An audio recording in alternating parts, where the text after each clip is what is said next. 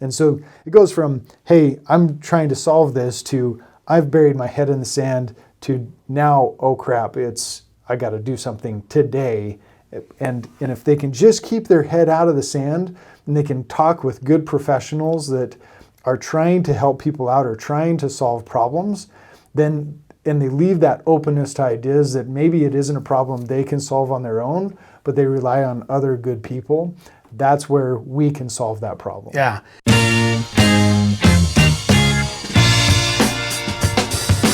All right, welcome back. You're Jason. And I'm Colter. And you're Colter. And you might be confused because we swapped shirts in the last couple of episodes. That's right, we did. But sometimes in real estate, you have to get creative. And you're a problem solver. Problem solver. We are problem solvers. So. We are the massive and passive income show. And we're excited to talk about foreclosures today and the process of what people go through when they start to experience that hardship to where they're not making their payments, and then what the phases are that then end up the house being turned back to the bank that has the lien against it, and what those stages are, both in formality, but also in really the mental capacity and the mental response that we've seen from a lot of our sellers that are experiencing going through foreclosure. So let's talk about those phases. Yeah, let's do it. So usually what happens is people miss a couple payments. Usually the bank reaches out and said, hey, you're missing a few payments. What's going on? Can you catch these up? And most people, I think, are like, yeah, we're gonna catch this up. And they maybe they even do. But then they later on down the road, they miss a few more. And then the bank's like, all right, looks like these people are not going to make the payment on this property. We need to get this property back. So they have what's called a notice of default.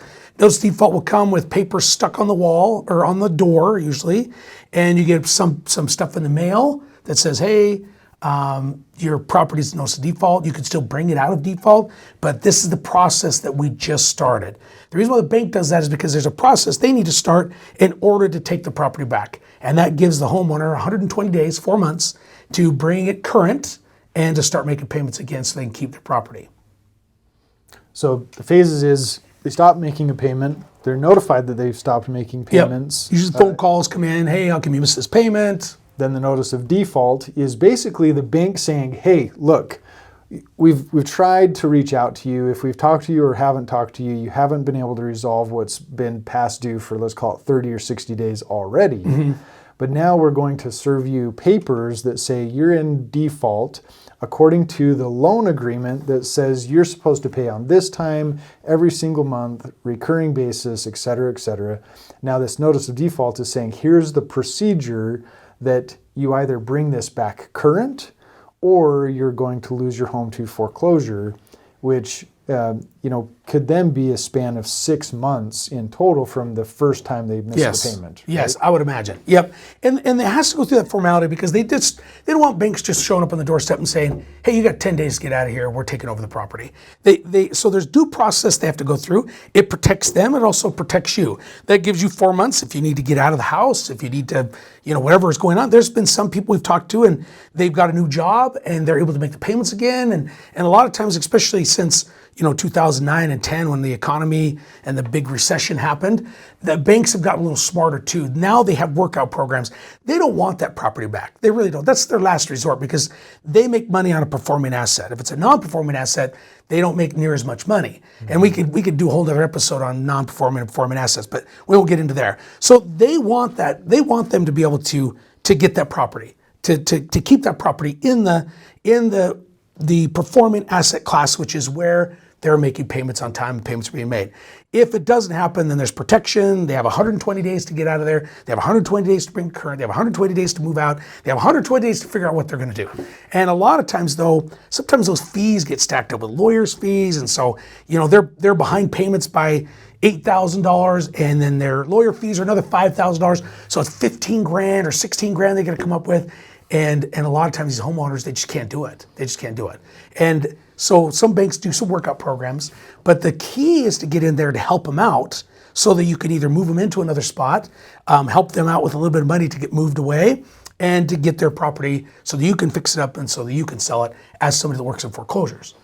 So let's go through the 3 stages of what people are going through in their life when that notice of default hits their house. Yeah, no, absolutely. So we've talked about the technicalities that happen on the bank side. Now let's think about the mentality that these folks are going through. Yeah. Because that's who we're talking to. First of all, A human in this process is a human being. Yeah, they are experiencing and it could be caused by a number of different things, but they're dealing with some challenges and hardships that are caused by, sometimes it's death, sometimes it's divorce, sometimes it's loss of job, sometimes it's it's loss in some form or fashion to where there's something that's impacted them to where they're not making their payment. Yep. So the first cause is they've stopped making their payment.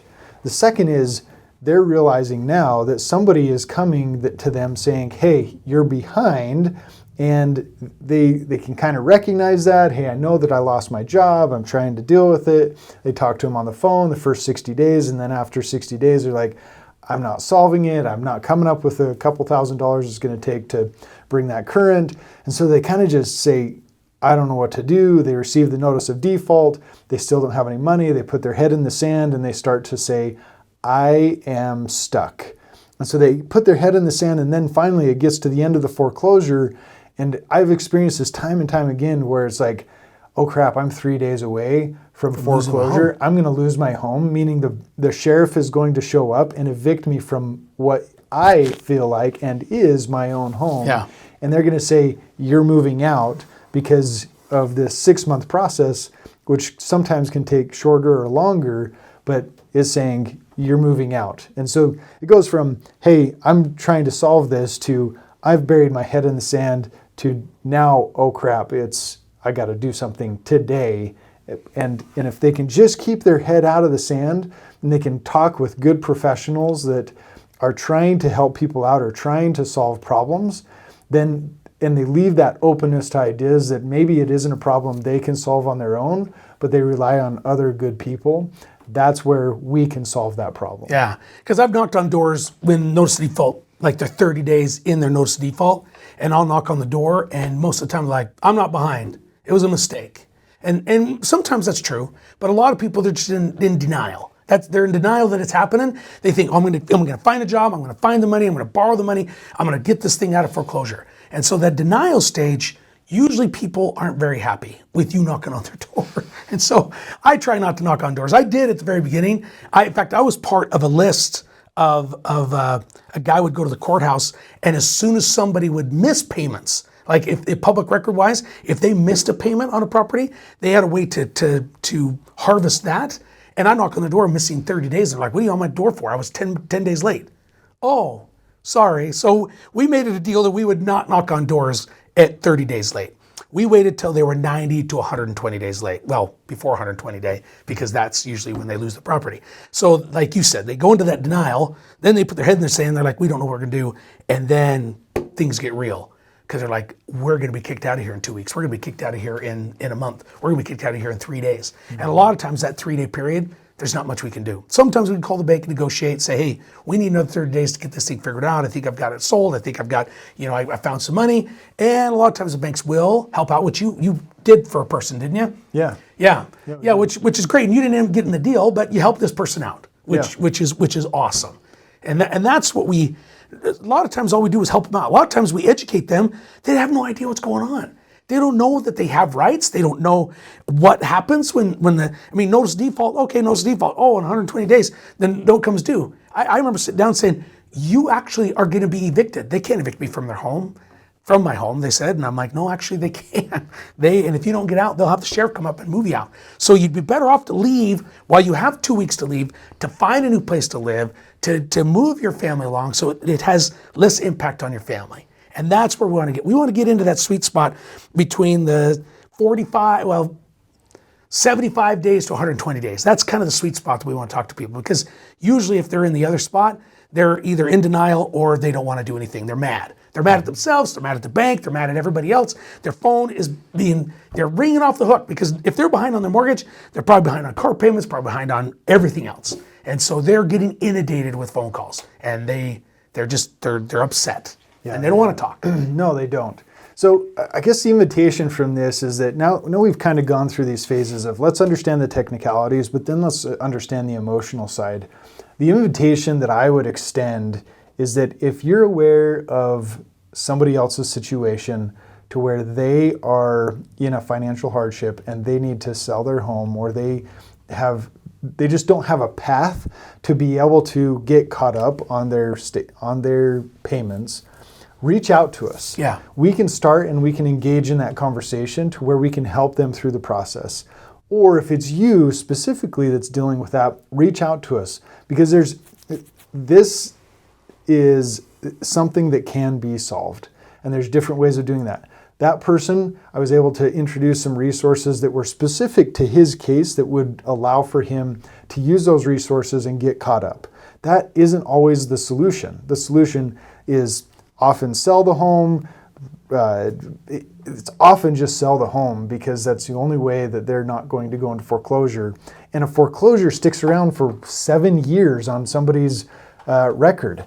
And it is very difficult to go and get financing after somebody's experienced a foreclosure, because they've gone to the extent where the bank has had to, let's call it, legislatively or legally, forcefully been able to take that property back so that they can maintain at least some value in the asset that they have. So if you reach out to us, we can introduce resources that allow for somebody to take care of that property, move it to somebody that can then take it from there, and we just want to solve problems. Yeah, and that's the thing. We want to answer questions. We want to help these people out, and along the way, we might be able to get their property, either catch up their payments, maybe take over their payments, maybe help them sell their property, maybe partner with them. And there's all sorts of different ways that we can help them out so that, number one, they don't go in foreclosure. Number two, they can leave with some money and they can plan for their exit. And I think that planning for the exit is probably the most important thing, because when you're in hardship and you don't know what's happening, a lot of times you can't think clearly. And by having somebody sit down and say, hey, this is what you need to do. You need a place to live for your family. I've sat in front of people and they're like a deer in headlights. And I'm like, look, you're going to be kicked out in 30 days.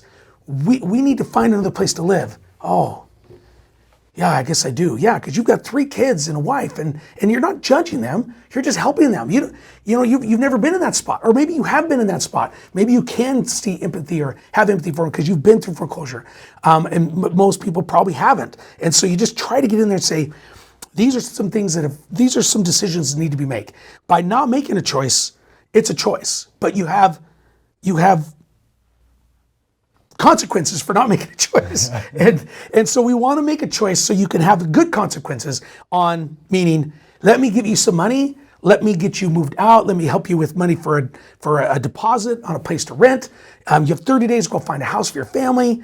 And a lot of times, once you explain it to them, most dads, most moms will sit across the table and like, all right, we got to take some action. Yeah, you need to work fast. Let's get this done. We can help you. We can get it done. And then they really lean on you, which is fine. That's what they're for. They're like, okay, what do I need to do? Write it out for me. Well, you got to do this first, then this, then this, then this. Then you need to start packing stuff up. You need to sell some stuff. You need to do this and this. And we negotiate a price. And okay, I'll buy your place for this. And maybe there's some different creative ways we can make it happen. Maybe we don't have to purchase the property, but at least the conversation is started. Yeah. Explore the options before you have no more. Yes. And that's what we're there to help them do. We're help them to recognize there's a problem. You can solve it. All right, what's that rap song? I don't know, but you should rap for us, Jason. Please rap for us. As soon as I said, you got a problem, we can solve it. Check out the hook while the DJ revolves. There you go. Check out the hook while the DJ revolves it. That's what I knew there was. I knew there was a. Oh man, our off-camera resources are pulling through. You heard it right as soon as I said it. You knew exactly what I was talking about. That is funny. But that's what we're there for. We're there to just to help out. And sometimes deals we are able to help out with the deals. Sometimes we just help them out. Sometimes we get the deal and we can make some money. So it just depends. But never go into a deal thinking, oh, I'm going to make so much money off this. Always go into a deal thinking, how can I help these people out? Because if you go in with that attitude of how to help, they'll feel that. If you go in there thinking, oh my gosh, I'm going to make so much money off this property, I'm going to kick them out, they can feel that. Mm-hmm. And that's not what they need right then. They need a friend, and they need somebody that's willing to help them out. Yeah. Well, I totally agree. And let's end on that, is that you are here to help people. We're creating win-win-win situations. We buy the property right, it's good for us. But that impacts the seller, who we want it to be win for them, meaning that they're able to move on with their lives and they're happy with the situation that they've left with because of our solution to their problem. And in the end, we're providing a win to those who are ultimately buying the property from us. Yeah. We're creating win-win-win situations. Hands down. I love it. So Yeah, you said it well. And with that, you're leaving them with some dignity instead of with I don't know, what's the other word? I mean, to help empower them so they can move forward, you're giving them some dignity, you're giving them some planning, when in the other spot they just were victim. And you never want to do life as a victim. And if you can help them out with dignity, then that can be a big thing for them. So yeah, I love it. Well, thanks for joining us today. Foreclosures, the process, the technicalities, the emotional impacts that it has on people, and how we can create win-win-win situations, and leave people feeling like they've been taken care of because you solve problems in an honest, ethical, positive way for those you interact with. So yeah, thanks for joining us. Thanks for checking in.